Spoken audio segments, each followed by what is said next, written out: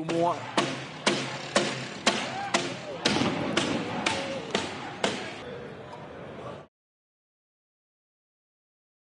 يعني جولة الهجوم المضاد الذي نجح به المحتج.